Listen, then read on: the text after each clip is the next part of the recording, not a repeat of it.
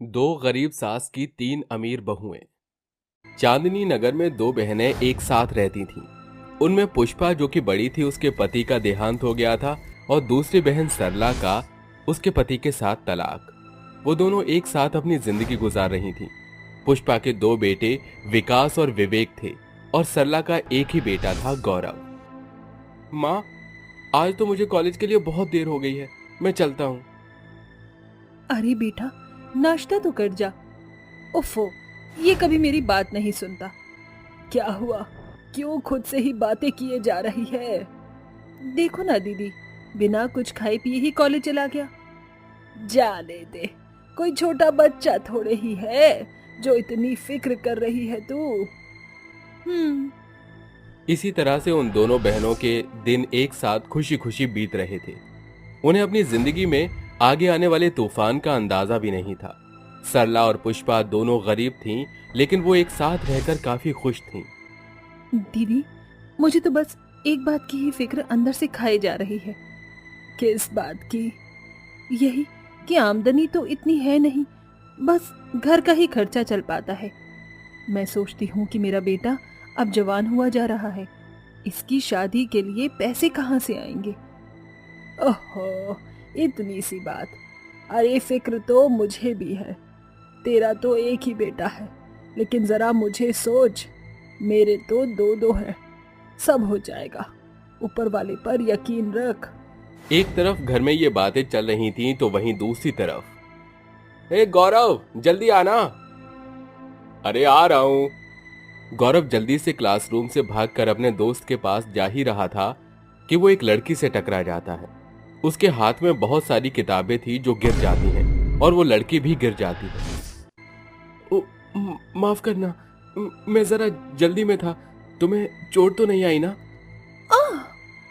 रुको, इन किताबों को उठाने में मैं तुम्हारी मदद करता हूँ।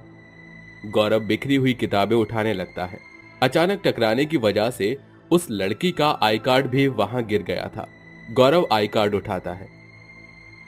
माया? तुम्हारा नाम माया है? अच्छा नाम है। गौरव वहां से चला जाता है, लेकिन गौरव को माया से प्यार हो जाता है। माया को भी उससे मिलकर अच्छा लगता है। ये कौन था? वहीं दूसरी तरफ पुष्पा के बेटे विवेक और विकास को भी कॉलेज में पढ़ने वाली दो लड़कियों दिशा और राशि से प्यार हो गया था। उन्होंने दिशा और राशि को इस सब के बारे में बता भी दिया था और वो दोनों भी उन्हें प्यार किया करती थी। विवेक, अब बस मैं तुम्हारी होना चाहती हूँ। हम आखिर कब तक यूं छिप छिप कर मिलते रहेंगे?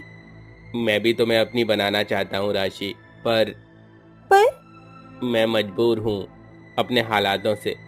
तुम एक अमीर लड़की हो और मैं बस एक मामूली सा गरीब लड़का। मैं तुम्हारी ख्वाहिशें पूरी नहीं कर पाऊंगा। तुम्हारे लिए मैं सारी ख्वाहिशें छोड़ने को तैयार हूँ। मुझे कुछ नहीं चाहिए, मुझे सिर्फ तुम्हारा साथ चाहिए। सच? सच। उनकी ये बातें वहीं खड़ा विकास सुन लेता है। अरे वाह वाह, क्या प्यार है, देखकर आंखों में आंसू आ गए। अगर तुम एक दूसरे से इतना ही प्यार करते हो तो शादी क्यों नहीं कर लेते? भाई प्लीज ये बात माँ को मत बताना। ये क्या बताएंगे? ऐसे कुछ भी। इनका तो खुद ही। आपने शादी कर ली? हाँ, मैं दिशा से बहुत प्यार करता था और अब मैं उसके बिना नहीं रह सकता, इसीलिए। तभी वहां माया भी आ जाती है। फ्रेंड्स, मैं तुम्हें कब से ढूंढ रही हूँ। वेट, दिशा, तेरी मांग में सिंदूर? मतलब तूने शादी कर ली? हाँ, दिशा ने ऐसा किया और अब मैं भी विवेक से शादी करूंगी। Are you okay? हाँ, मैं बिल्कुल ठीक हूँ। ऐसा है तो मुझे भी एक लड़का पसंद है। माया गौरव के साथ घटी सुबह की घटना सभी को सुना देती है। सच में वो बहुत क्यूट था। ओहो, तुम्हें क्यूट हूँ? सभी चौंक कर देखते हैं। क्यों मिस माया, मैं तुम्हें क्यूट लगता हूँ? तुमने सब कुछ सुन लिया? हाँ, डरो मत। मैं कहना चाहता था कि मुझे भी तुम बहुत पसंद हो। क्या तुम मुझसे शादी करोगी? क्यों नहीं, ऑफ कोर्स। फिर क्या था, वो तीनों भाई कॉलेज के बाद एक मंदिर में शादी कर लेते हैं और फिर अपने घर अपनी बीवियों के साथ पहुंचते हैं। दरवाजे पर दस्तक होती है। आ रही हूँ। दरवाजा खोलते ही पुष्पा के होश उड़ जाते हैं। हे भगवान, ये मैं क्या देख रही हूँ? क्या हुआ दीदी? विवेक, विकास, क्या तुमने शादी कर ली? हाँ माँ, यही हमारा पहला प्यार थी, तो हमने। चुप, बस कर। पहला प्यार? अरे, तुमने एक बार भी अपनी माँ के बारे में नहीं सोचा? गौरव कहाँ है? मैं यहाँ हूँ माँ। गौरव, तू भी? चल सरला, अब जो हुआ सो हुआ। अगर हमारे बच्चे इनके साथ खुश हैं, तो हमें और कुछ भी नहीं चाहिए। शायद आप ठीक कहती हो दीदी। जा, नई बहुओं के गृह प्रवेश का सामान ले आ। नहीं नहीं सासू माँ जी, हम यूं ही अंदर आ जाएंगे। ऐसे कैसे? बहू का गृह प्रवेश तो करना जरूरी होता है। हम बहुत थके हुए हैं, ये सब फॉर्मेलिटीज आप फिर कभी कर लेना। तीनों बहुएं ऐसे ही घर में आ जाती हैं। पुष्पा और सरला को थोड़ा बुरा लगता है, लेकिन वो इसे नजरअंदाज कर देती हैं। सास और बहू को घर में रहते हुए 1 महीना हो गया था। माँ जी, मैं ब्यूटी पार्लर जा रही हूँ। मेरा बेटा इतने पैसे नहीं कमाता, ये सब अमीर लोगों के शौक है माया। बेटा, अभी ने छोड़ दे। क्या मतलब? मम्मी जी, मैं आपको बता दूं, गरीब आप हो, मैं नहीं। मेरे पापा के पास बहुत पैसे हैं, समझी आप? ठीक है, मैं समझ गई। अब जा। चलो, अच्छा है आपको समझ तो आया। अब मैं चलती हूँ। अमीर बहुएं अब अपनी अमीरी के तेवर दिखाने लगी थीं। उनके बेटे तो अपने काम पर चले जाते थे, घर में बस सास बहू ही रहती थी। अरे राशि बेटा, कपड़े धो ले, बहुत सारे हो रहे हैं। अच्छा माँ जी। राशि घर में इधर उधर देखने लगती है। क्या हुआ? क्या देख रही है? वॉशिंग मशीन कहाँ है? वॉशिंग मशीन तो नहीं है। क्या कहा? नहीं है? मैं हाथ से कपड़े नहीं धोने वाली, ये काम आप ही कीजिए माँ जी। अगर मेरे बेटों की शादी के बाद भी ये काम तुम नहीं करोगी, तो कौन करेगा?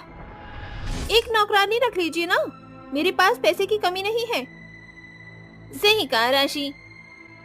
पुष्पा अपनी बहुओं का इतना कड़वा जवाब सुनकर अपना गुस्सा पीकर ही रह जाती है, लेकिन ऐसा करते उसे उसका बेटा विवेक देख लेता है। ये तुम क्या कर रही हो राशि? माँ से कैसे बात कर रही हो? आप काम पर से कब आए? आज हम काम पर नहीं गए थे। भाभी जी और दिशा, तुम भी माँ से ऐसा बर्ताव करती हो? तभी सरला का बेटा गौरव भी आ जाता है। क्या हुआ? आप सभी ऐसे क्यों खड़े हैं? कुछ बात है क्या? नहीं, कुछ नहीं। माँ कहाँ है? गौरव सरला को ढूंढता है। सरला घर के कामों में लगी हुई थी और उसकी बीवी माया आराम से अपने कमरे में आराम फरमा रही थी। माया, तुम यहाँ क्या कर रही हो? बाहर माँ अकेली ही सारे काम कर रही है। वो रहने दे बेटा, रईसों को काम करने की आदत नहीं होती। अपनी बड़ी माँ के मुंह से ऐसे शब्द सुनकर गौरव को सब कुछ समझ आ जाता है। ओह, तो यहाँ ये चल रहा है। सभी आंगन में खड़े हुए थे। राशि, मैंने तुमसे शादी के लिए इसलिए इनकार किया था, मैं तुम्हारे नखरे नहीं उठा सकता था। दिशा, भले ही तुम मेरा प्यार हो, लेकिन मेरी माँ मेरे लिए मेरे प्यार से कहीं ज्यादा है। ऐसा मत कहिए। माया, अगर तुम मेरी माँ को खुश नहीं रख सकती, तो मैं भी तुमसे खुश नहीं हूँ। इस घर में वही बहू रहेगी जो घर के सारे काम बिना किसी घमंड के करे, और जिसको ये मंजूर नहीं वो यहाँ से जा सकता है। सारी बहुओं को अपनी गलती का एहसास हो जाता है। उन्हें ये पता चल गया था कि अब उनकी दाल नहीं गलने वाली है। माँ, मुझे माफ कर देना। मैंने हमेशा अपनी अमीरी का घमंड दिखाया, लेकिन आज मेरी आँख खुल गई है। हम तो अपनी अमीरी में इतने चूर हो गए थे कि ये समझ ही नहीं पाए कि क्या सही है और क्या गलत। मैं अपने किए पर बहुत शर्मिंदा हूँ। माँ और विकास जी, हो सके तो मुझे माफ कर देना। माँ बहुत बड़ी होती है, अमीरी का नशा हमारे सर पर सवार था, प्लीज हमें माफ कर दीजिए। तुम्हें अपनी गलती का एहसास हुआ, ये बड़ी बात है। हमने तुम्हें माफ किया, अब ये बेकार की बातें छोड़ो। गलतियां सभी से होती हैं, पर जो इन गलतियों से सीखे वही इंसान है। इसी तरह उन दोनों की बहुएं समझ गई थीं कि सिर्फ पैसा ही जिंदगी में सब कुछ नहीं होता। अब वो अपनी सास के साथ घर के सभी काम कराती और घर में सभी के साथ हंसी खुशी रहा करती। हिमानी के 2 बेटे थे और वह दोनों बेटों की शादी जल्द से जल्द करवाना चाहती थी, क्योंकि वह घर के कामों से परेशान हो चुकी थी। एक दिन वह खाने की टेबल पर खाना खाते हुए अपने दोनों बेटों से कहती है, अरे मेरे प्यारे बेटों, अब मैं आधी से ज्यादा उम्र की हो चुकी हूँ, इसके बाद तो मैं बिल्कुल बुढ़िया हो जाऊंगी। अरे अब मुझसे घर के काम नहीं होते, कब तुम दोनों शादी करोगे? ये सुनते ही मनीषा को बोलने का मौका मिल जाता है। अरे वाह माँ, आपने कितनी अच्छी बात कही है। जल्दी से मेरे दोनों भाइयों की शादी करवा दो ताकि मैं नए नए कपड़े खरीदूं और अच्छे से तैयार होकर खूब सारा डांस अपने भाइयों की शादियों में करूं। ये सुनने के बाद हिमानी का छोटा बेटा कहता है, मेरी बहना, क्यों तू हमारी जिंदगी बर्बाद करने पर तुली हुई है? देखो, मेरी तो अभी शादी करने की कोई उम्र नहीं है, मैं शादी नहीं करना चाहता था। आप एक काम कीजिए, मेरे बदले आप पहले भाई की शादी करवा दीजिए। आपको सहारा देने के लिए इस घर में बहू आ जाएगी।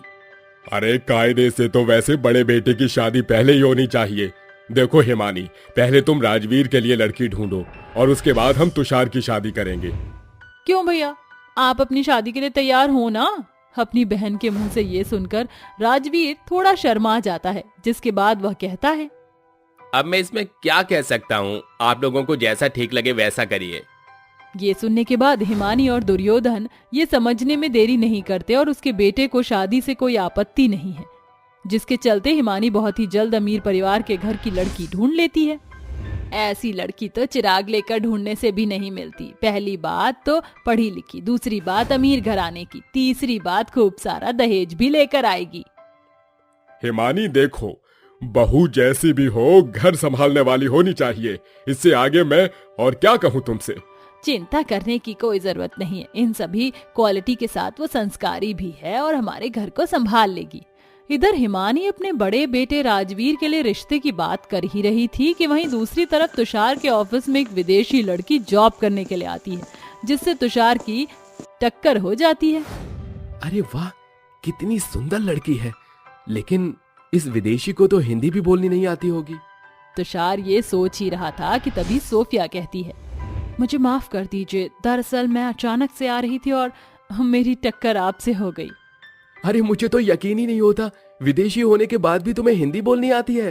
दरअसल मेरी माँ विदेशी थी और मेरे पिता इंडिया से ही थे, जिसके चलते मुझे हिंदी बोलनी आती है। अरे वाह भाई वाह, ये तो सोने पे सुहागा हो गया। लगता है अब मुझे भी बड़े भैया के साथ ही शादी कर लेनी चाहिए। इधर राजवीर के रिश्ते की बात पक्की हो जाती है तो उधर तुषार को सोफिया से प्यार हो जाता है और वह अपनी माँ को सोफिया के बारे में बताता है। ये तुमने सोचा भी कैसे? अरे बेटा, मैं तुम्हारी शादी अच्छी संस्कारी बहू से करवाना चाहती हूँ, ना कि किसी विलायती से। भगवान जाने इस घर में आने के बाद पता नहीं वो क्या क्या अपने नियम निकालेगी। माँ, सोफिया ऐसी नहीं है, वो हिंदी अच्छे से बोलती है और उसके अंदर हिंदुओं के गुण भी अच्छे हैं। देखो माँ, आप चाहती हो तो मेरी शादी सोफिया से करा दो, वरना मैं जिंदगी में कभी शादी नहीं करूंगा।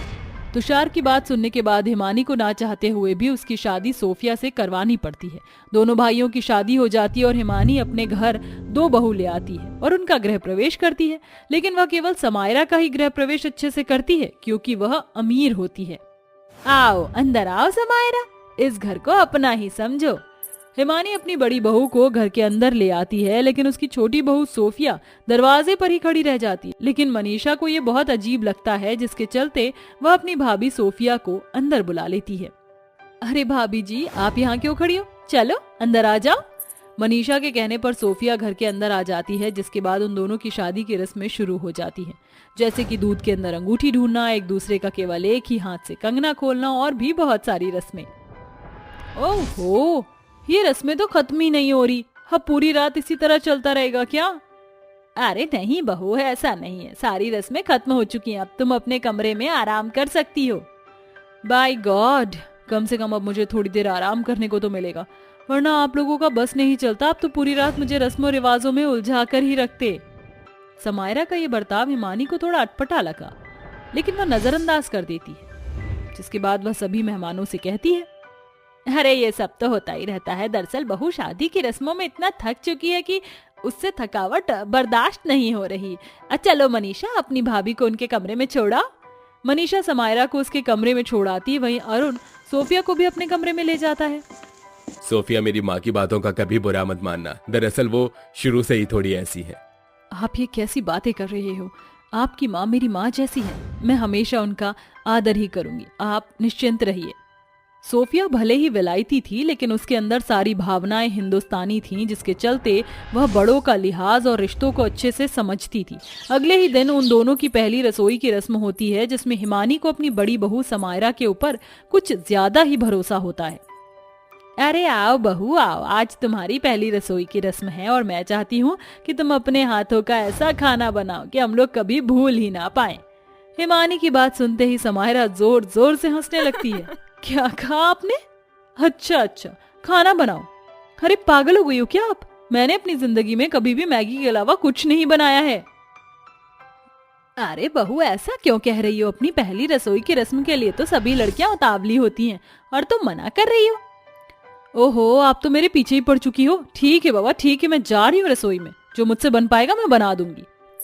समायरा रसोई में पहुंच जाती है, जिसके चलते उसे कुछ समझ नहीं आता। वहीं दूसरी तरफ सोफिया भी अपनी पहली रसोई की रस्म के लिए तैयारियां कर रही होती है, जिसे देखकर हिमानी थोड़ी हैरान रह जाती है। लगता है कि ये विलायती बहू आज मेरी रसोई को तहस नहस करके ही रहेगी। आता जाता कुछ है नहीं और चली है अपनी पहली रसोई की रस्म पूरी करने। हिमानी ऐसा कहने के बाद वहां से चली जाती है। कुछ ही देर में समायरा एक थाली में मैगी बनाकर ले आती है और टेबल पर रखकर खाने लगती है, जिसे देखकर दुर्योधन, हिमानी, मनीषा, अरुण और राजवीर सभी हैरान रह जाते हैं। अरे बहू, ये क्या? तूने सिर्फ इतनी देर में मैगी ही बनाई, और जो कि तू खुद अकेले ही खा रही है। तो क्या तुम सबके लिए बनाती? मुझे तो बहुत जोरों से भूख लगी है, मुझे चुपचाप खा लेने दो। समायरा का बर्ताव हिमानी को बहुत बुरा लगता है, जिसके चलते समायरा हिमानी की नजरों में गिर जाती है। वहीं कुछ ही देर में सोफिया अलग अलग प्रकार के कई सारे पकवान बनाकर खाने की टेबल के ऊपर लाकर रख देती है और टेबल को पूरी तरह सजा देती है। इतना सारा और इतने सारे आइटम देखकर सब हैरान रह जाते हैं। अरे वाह, क्या खुशबू आ रही है। मुझे नहीं पता था कि मेरी विलायती पत्नी विलायती होने के साथ साथ इतनी अच्छी कुक भी है। तभी हिमानी को अपनी गलती का एहसास होता है और वो सोफिया से कहती है, मुझे माफ कर दे बहू, मैंने तुम्हारे साथ बड़ा बुरा बर्ताव किया, लेकिन तुमने हमेशा बड़ों का आदर भी किया और अपनी पहली रसोई में सबके लिए इतने सारे पकवान भी बनाए। जो उम्मीद मुझे अपनी पसंद की बहू से थी, वो सब कुछ तुमने कर दिखाया। आज मैं गलत साबित हो गई। नहीं माँ जी, ऐसा नहीं है, आप हमेशा से सही थी। देखिए, गलतियां तो इंसान से ही होती, अपनी गलतियों को भुलाकर इंसान को आगे बढ़ना चाहिए, और आपने कोई गलती नहीं की। मेरी जेठानी को थोड़ा समय लगेगा, लेकिन वो हमारे रंग में ढल जाएंगी। सोफिया न केवल खाने से ही बल्कि अपनी बातों से भी सबका दिल जीत लेती है, जिसके चलते अपनी देवरानी की इतनी तारीफ सुनकर समायरा को भी थोड़ा अफसोस होता है और वो भी अगले दिन से सोफिया की तरह अच्छी बनने की कोशिश करती है, जिसके बाद सोफिया अपने ससुराल में खुशी खुशी रहने लगती है।